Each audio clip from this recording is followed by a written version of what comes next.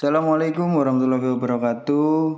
Halo teman-teman semua, mahasiswa hukum Untidar.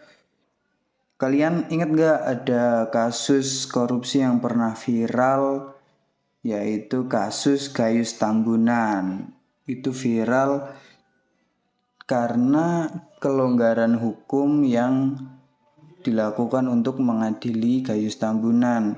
Nah, di sini kelompok kami yang beranggotakan saya Muhammad Arif Triyoga dan teman saya Syafrizal Aldi Tresandi mengangkat kasus tersebut ke dalam sebuah paper, kemudian kami jadikan video pembelajaran dengan judul Kelonggaran Hukum Kasus Korupsi Pegawai Direktorat Jenderal Pajak Gayus Halumuan Pertahanan Tambunan.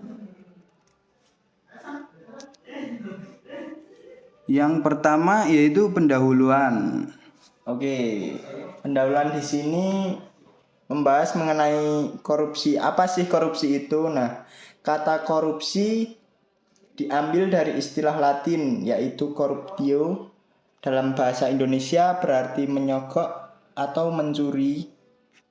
Nah, dalam Kamus Besar Bahasa Indonesia sendiri, korupsi dimaknai atau diartikan dengan penyelewangan tanggung jawab atas uang negara untuk memperkaya diri sendiri ataupun kelompoknya dengan tujuan menguntungkan diri sendiri atau orang lain atau suatu korporasi karena jabatan atau kedudukan yang dapat merugikan keuangan negara dan perekonomian negara sendiri.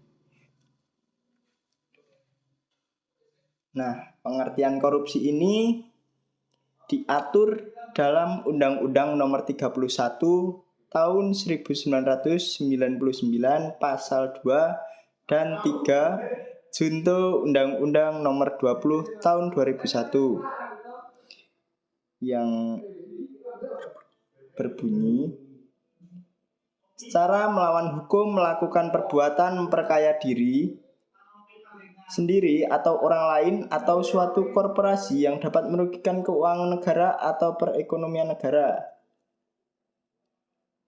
Yang ketiga, dengan tujuan menguntungkan diri sendiri atau orang lain atau suatu korporasi menyalahgunakan kewenangan, kesempatan atau sarana yang ada padanya karena jabatan atau kedudukan dapat merugikan keuangan negara atau perekonomian negara. Korupsi. Pengertian korupsi ini dapat dilihat dari banyak perspektif.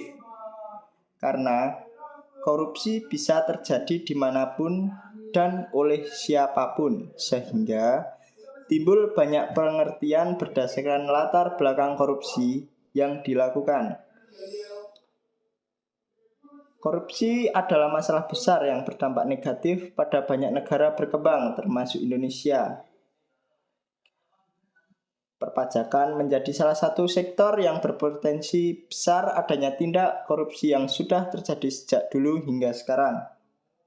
Salah satu contoh yaitu kasus Gayus Tambunan yang mengakibatkan kerugian yang cukup besar untuk negara dan menunjukkan betapa rentannya sistem perpajakan Indonesia terhadap penyalahgunaan serta kekuasaan dan lemahnya aparat penegak hukum dalam menegakkan keadilan. Masuk ke metode penelitian, penulis dengan memenuhi penelitian ini menerapkan metode penelitian kualitatif sehingga hasil dari penulisan berupa data deskriptif dengan kata-kata tertulis yang bisa digunakan untuk sumber pembelajaran masyarakat, khususnya mahasiswa. Untuk melengkapi penulisan ini, penulis juga menggunakan pendekatan deskriptif dengan mendeskripsikan fenomena yang diteliti berdasarkan sumber dari berita dan jurnal yang relevan dengan topik pembahasan. Masuk ke rumusan masalah. Rumusan masalah pertama. terkait bagaimana kasus korupsi Gayus Tambunan terjadi. Rumusan masalah kedua, apa yang membuat tindakan yang dilakukan Gayus Tambunan dikategorikan sebagai tindak pidana khusus? Dan yang terakhir, bagaimana lemahnya penegakan hukum tindak pidana korupsi Gayus Tambunan?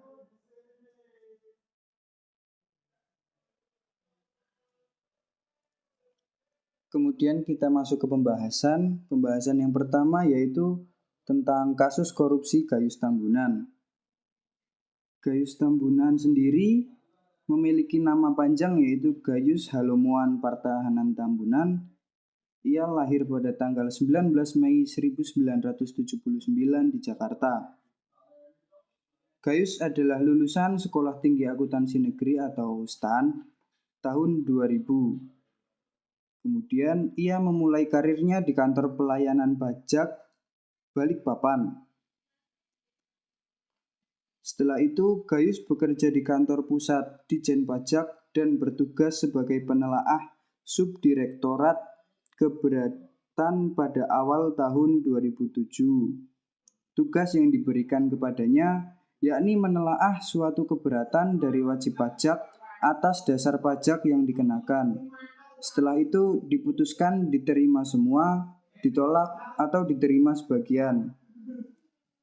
Kemudian Gayus dipindah ke bagian penelaah keberatan pada saksi banding dan gugatan wilayah Jakarta II pada pertengahan tahun 2007. Gayus sendiri merupakan pegawai negeri sipil golongan 3A. Kasus Gayus Tambunan bermula saat Pusat Pelaporan dan Analisis Transaksi Keuangan atau PPATK mencurigai rekening seorang pegawai negeri sipil golongan 3A atas nama Gayus Tambunan dengan uang sebesar 25 miliar rupiah. Hasil dari penyelidikan terdapat 395 juta rupiah berasal dari dua transaksi, yaitu dari PT Megah Jaya Citra Garmindo dan Robertus Antonius yang merupakan konsultan pajak. Sementara sisanya sebesar 24,6 miliar rupiah menurut para penyidik Polri diakui oleh seorang pengusaha garmen asal Batam bernama Andiko Sasih. Namun setelah diselidiki lebih jauh, pengakuan Andiko Sasih terbukti hanyalah rekayasa dari pengacara Gayus Tambunan, yaitu Haposan Hutagalung yang mengadakan pertemuan dengan Andiko Sasih serta beberapa oknum yang juga menangani kasus Gayus Tambunan yang sedang berlangsung. Haposan Hutagalung sendiri merancang skenario agar uang Gayus sebesar 25 miliar rupiah dapat dicairkan dan dia juga mencari orang untuk mengaku sebagai pemilik uang itu. Dan untuk kepentingan merancang skenario itu, Haposan Hutagalung mengadakan 2 kali pertemuan di 2 hotel berbeda di Jakarta. Pertemuan pertama dihadiri oleh Haposan Hutagalung, Andiko Sasih, dan Gayus Tambunan.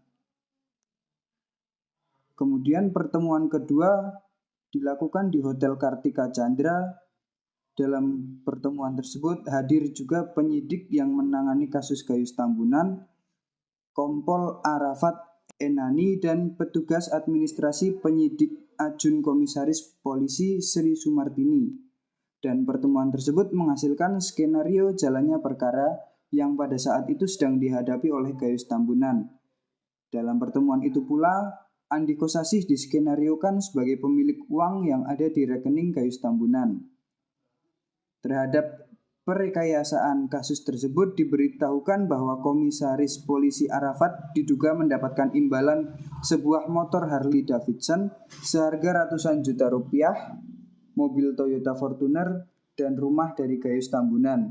Sedangkan Ajun Komisaris Polisi Sri Sumartini mendapatkan uang suap sebesar 100 juta rupiah yang lantas digunakan untuk umroh.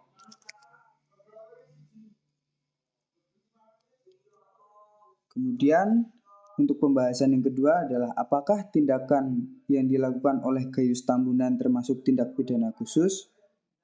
Kelompok kami melakukan analisis tindakan yang dilakukan Gayus Tambunan berdasarkan Undang-Undang Tindak Pidana Korupsi atau UU Tipikor nomor 31 tahun 1999, di mana unsur korupsi yang pertama yaitu dilakukan oleh penyelenggara negara.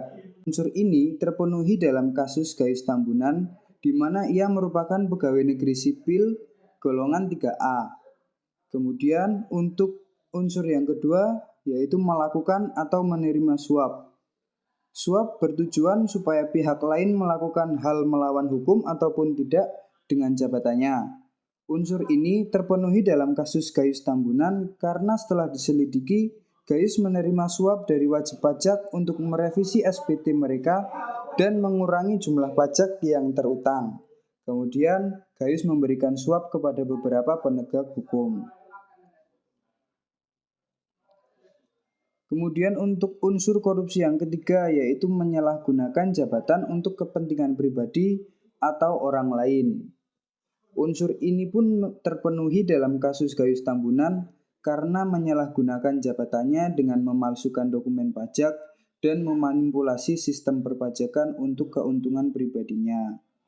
Kemudian unsur yang terakhir yaitu merugikan keuangan negara. Tindakan korupsi tersebut harus mengakibatkan ataupun berakibat kerugian bagi keuangan negara.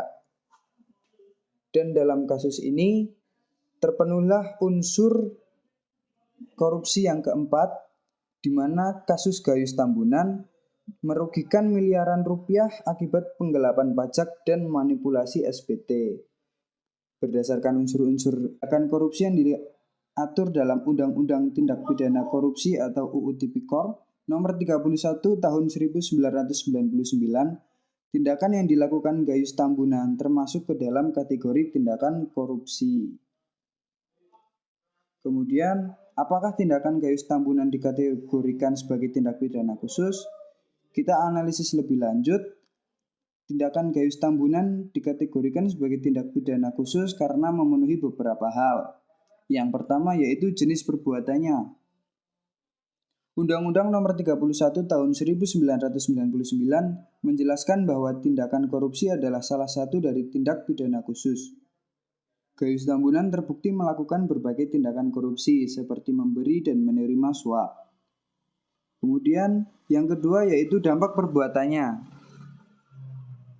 Tindakan Gayus Tambunan memiliki dampak yang signifikan terhadap masyarakat, bahkan negara, karena apabila keuangan dan perekonomian negara terganggu, akan memberikan dampak secara langsung terhadap masyarakat, salah satunya karena terganggunya pembangunan negara. Dampak yang berikutnya adalah dampak sosial dan politik, seperti menurunnya kepercayaan publik.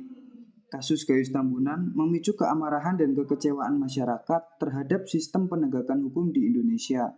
Citra lembaga perpajakan dan pemerintah pun tercoreng akibat ulah Gayus Tambunan. Di sisi lain juga berdampak akan memperkuat stigma korupsi. Kasus Gayus Tambunan ini menjadi contoh nyata maraknya korupsi di Indonesia.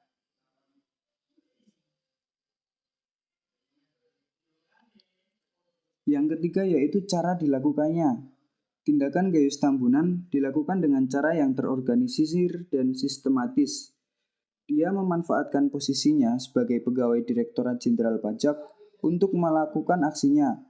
Hal ini menunjukkan bahwa Gayus memiliki niat jahat dan merencanakan aksinya dengan matang. Kemudian yang terakhir adalah keterlibatan pihak lain. Tindakan Gayus Tambunan tidak dilakukan sendirian. Dia melibatkan beberapa pihak lain, baik dari dalam maupun luar Direktorat Jenderal Pajak. Hal ini menunjukkan bahwa terdapat jaringan korupsi yang cukup besar di instansi tersebut. Terpenuhinya hal-hal tersebut membuat tindakan yang dilakukan Gayus Tambunan termasuk ke dalam tindak pidana khusus.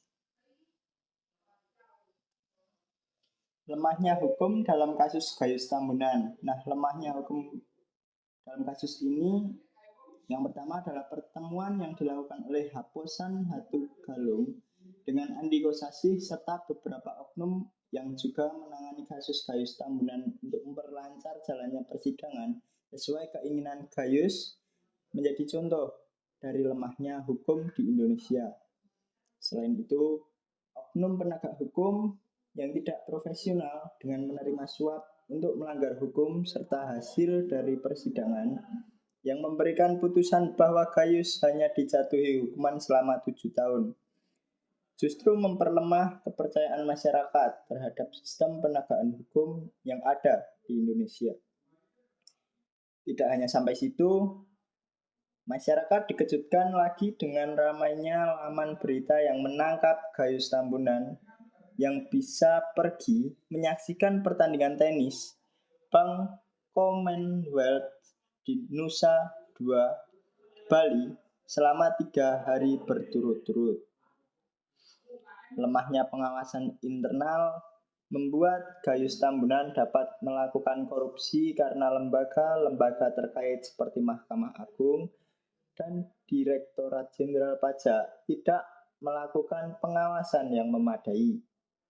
Budaya korupsi yang masih mengakar kuat di masyarakat Indonesia memudahkan Gayus Tambunan untuk melakukan aksinya, serta adanya celah hukum yang tidak merata dan diskriminatif dalam penerapan hukum sehingga Gayus Tambunan bisa membeli hukum Indonesia pada saat itu.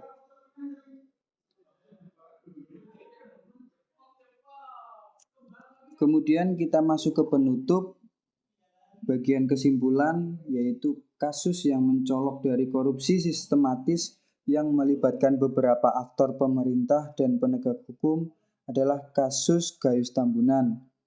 Gayus Tambunan dinyatakan bersalah atas beberapa tuduhan korupsi termasuk penyuapan, penggelapan pajak, dan pencucian uang. Gayus Tambunan bekerja untuk Direktorat Jenderal Pajak. Ia mengumpulkan kekayaan yang sangat besar melalui penggunaan posisinya, jauh melebihi gajinya sebagai pegawai negeri golongan 3A. Kasus ini menyoroti kelemahan dalam kontrol internal dan sistem peradilan Indonesia yang memungkinkan penyuapan dan manipulasi hukum untuk menghindari hukuman. Kemudian penutup di bagian saran. Yang pertama, meningkatkan sistem pengawasan, berarti melakukan audit secara teratur dan transparan untuk mengawasi kinerja dan keuangan pegawai, serta memperkuat pengawasan internal di lembaga-lembaga pemerintah. Yang kedua, peningkatan kualitas aparat penegak hukum dengan pelatihan dan pendidikan dalam menangani kasus-kasus korupsi yang akan meningkatkan produktivitas dan menjamin profesionalisme dan integritas aparat. Yang ketiga, meningkatkan transparansi dan akuntabilitas seperti akses publik terhadap informasi tentang pengelolaan keuangan negara dan untuk meningkatkan akuntabilitas, libatkan masyarakat dalam mengamati kinerja lembaga-lembaga pemerintah. Yang keempat, mereformasi sistem hukum dengan menyederhanakan proses hukum yang untuk mempercepat penyelidikan, penuntutan, dan persidangan kasus-kasus korupsi. Dan yang terakhir, untuk menimbulkan dampak jera, jalankan hukum secara konsisten dan pastikan setiap orang yang terlibat dalam jaringan korupsi menghadapi hukuman yang setimpal dengan tingkat kesalahannya. Ya, sekian video pembelajaran dari kelompok kami. Apabila masih terdapat kekurangan, mohon dimaafkan. Terima kasih bagi yang sudah menonton hingga akhir. Wassalamualaikum warahmatullahi wabarakatuh.